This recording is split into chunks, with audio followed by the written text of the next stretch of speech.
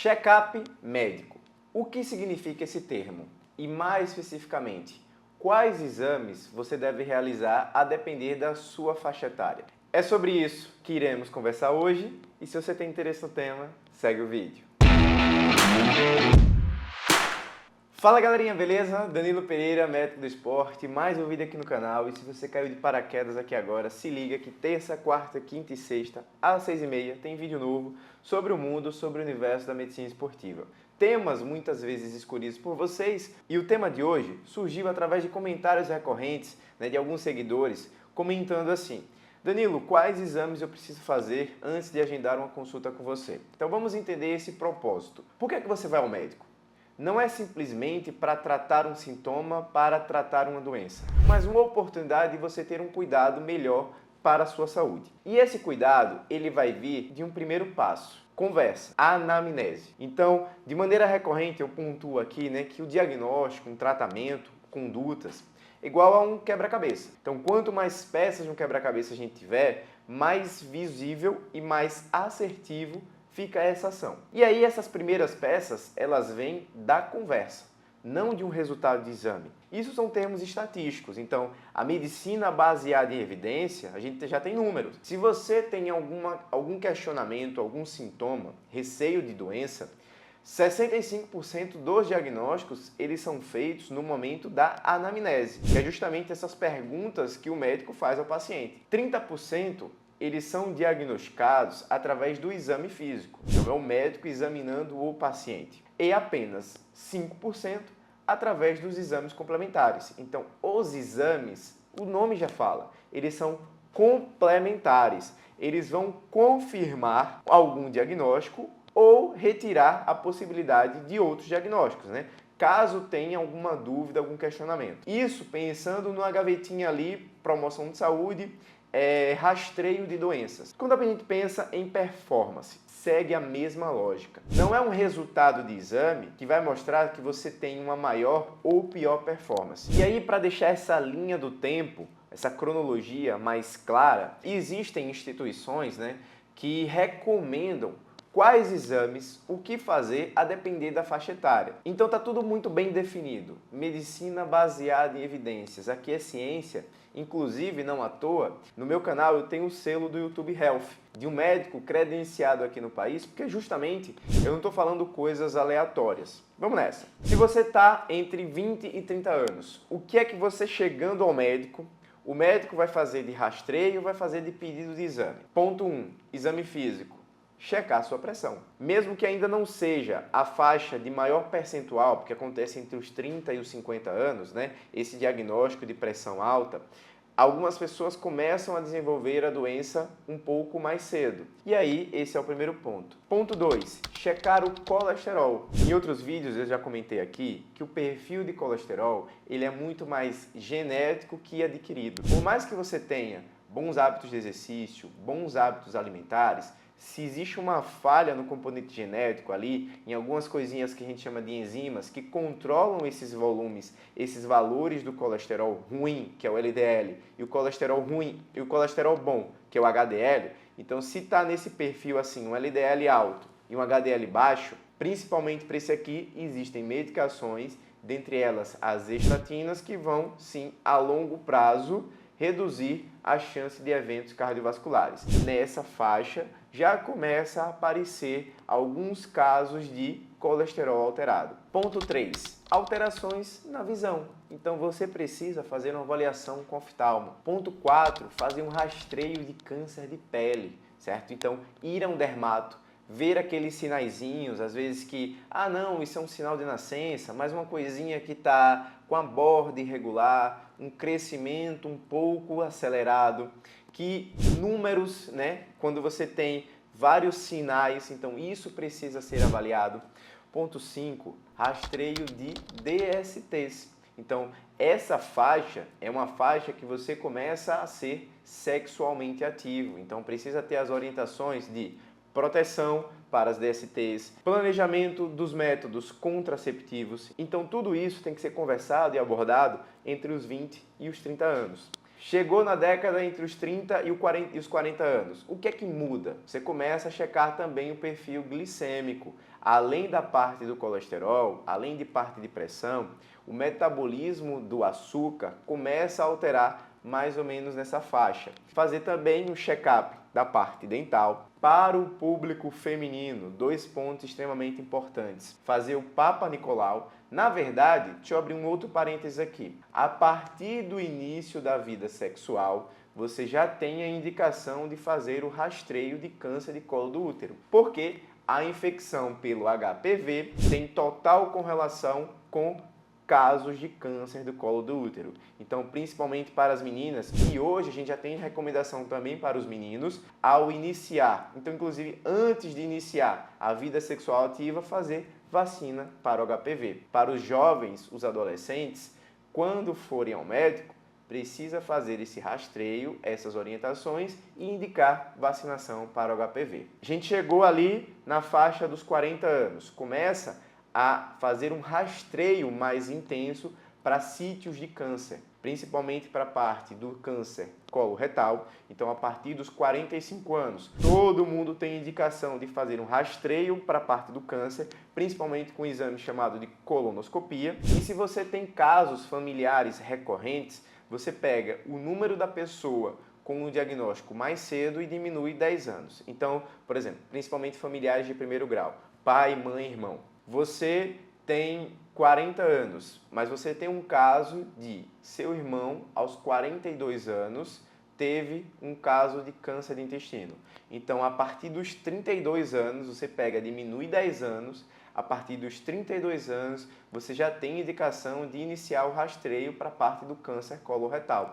Porque o câncer de intestino, ele tem um crescimento muito lento. Para você esperar ter sintomas para fazer essa pesquisa, é porque o sítio ele já está bem avançado.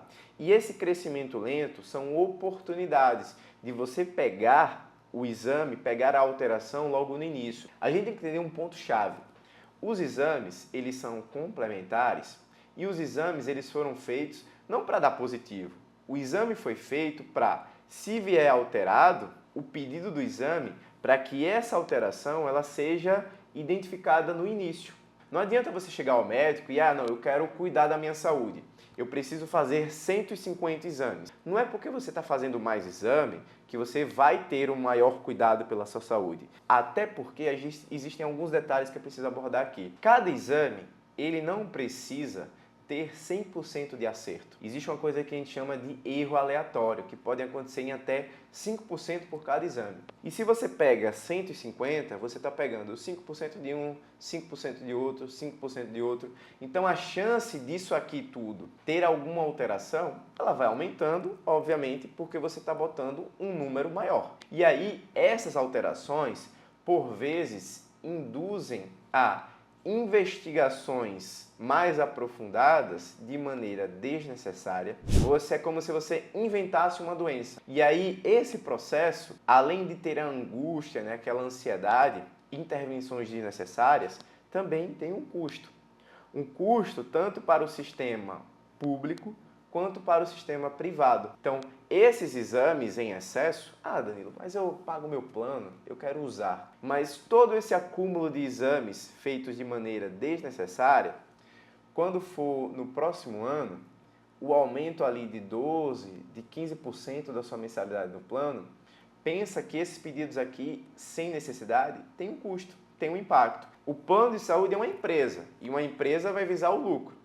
Se essa empresa aumenta esse gasto, ela vai jogar no consumidor final. Ajam com cautela, certo? Não é porque você está pedindo mais exames que você está tendo maior cuidado pela sua saúde. Quando tiver no final do vídeo, eu vou fazer um resumo geral para a gente entender melhor esse processo. Além do rastreio do câncer coloretal, a gente tem indicação de fazer, principalmente para o público feminino, rastreio do câncer de mama, a partir da mamografia, e existe alguns questionamentos, mas a gente também inicia o rastreio para a parte do câncer de próstata no público masculino. Também começa a ter uma indicação, a necessidade de fazer rastreio da parte de qualidade do osso, então a densitometria. Por quê? Nesse processo de envelhecimento, principalmente a partir dos 40 anos, e se você é fisicamente inativo e não bate os aportes dos macronutrientes, a gente tem uma perda média de 1%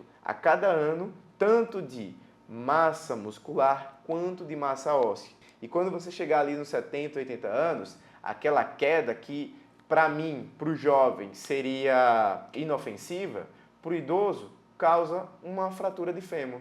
E essa fratura de fêmur começa a degringolar em diversos outros pontos negativos e vão impactar na expectativa de vida final daquela pessoa. Então a gente já começa a chegar antes dessas alterações. Esse é o ponto-chave. Prevenção. Você chegar no processo inicial ou, no melhor dos cenários, até evitar que isso aconteça. E a gente mantém essa sequência de rastreio, tanto da parte de visão quanto também da parte auditiva. Aqui ainda existe muito preconceito, né? Muito obstáculo em, se tiver necessidade, usar aparelhos auditivos. Mas para o olho, a gente já está muito mais bem acomodado, né? É mais fácil você usar um óculos do que você usar um aparelho auditivo. Só que essas perdas de audição têm uma correlação com memória, processos demenciais, com inclusive expectativa de vida final. Então, vamos baixar as guardas, baixar essa armadura, aceitem o processo e ajam com inteligência. Façam um rastreio de tudo isso que é necessário, sem excessos. Novamente, tem muita ciência que sedimenta e que estrutura todo esse passo a passo, todo esse processo. E aí você chegou na faixa ali dos 50 para os 60 anos. O que é que altera? A gente começa a fazer também um rastreio da parte de aneurisma abdominal, que seria uma flacidez dessa parede da artéria, principalmente para o público tabagista. Continuamos com o rastreio dessa parte de osteoporose, mantemos o rastreio de doenças como diabetes, testes para a parte do glaucoma e aí você chegou nos 60 anos para mais. A gente começa, além de todos esses testes, isso tudo vai sendo, incrementado ao longo dessas décadas, tá bom? Começamos a fazer também rastreios para doenças demenciais. Além disso, tem indicações de vacinas específicas, principalmente para a pneumonia e para a influenza. Mantemos os cuidados, dessa parte de ouvido, o check-up dessa parte dental. Então, para a gente finalizar aqui, quais os exames vocês precisam ter em mãos antes de ir ao médico? Nenhum. O ponto principal é você ir. Você foi, a partir da anamnese, desse exame físico, o médico vai avaliar quais os exames que são necessários para que você tenha o cuidado com sua saúde e que chegue esse processo de prevenção de doenças, e objetivar esse tratamento. Independente se o seu contexto é promoção de saúde ou se o seu contexto é performance. E ponto-chave, não é porque você está fazendo mais exames que você está tendo um maior cuidado com sua saúde. E se você chegou até aqui agora nesse vídeo, não esquece, deixa o seu like, tem alguma dúvida, comentário, sugestão de novos temas? Joga aqui, vamos ter esse bate-papo. Chegou aqui até agora e ainda não fez inscrição? Pelo amor de Deus, Faz a inscrição no canal, ativa o sininho para não perder nenhum vídeo. Se você curtiu bem o conteúdo, tem a opção de você se tornar membro do canal com acesso a lives que acontecem na quinta-feira, às 8 horas da noite, com conteúdos exclusivos, um bate-papo um pouco mais direcionado, enriquecedor. Não necessariamente você precisa ser da área de saúde, apenas se você for curioso, já está de bom tamanho. Então, para o ano de 2024, eu espero que essa comunidade que está se formando aqui cresça ainda mais, que a gente consiga manter essa qualidade, todos unidos por um objetivo de saúde, um objetivo real, concreto, em boa performance, gavetinha, e boa promoção de saúde, também aqui abertos. Beleza?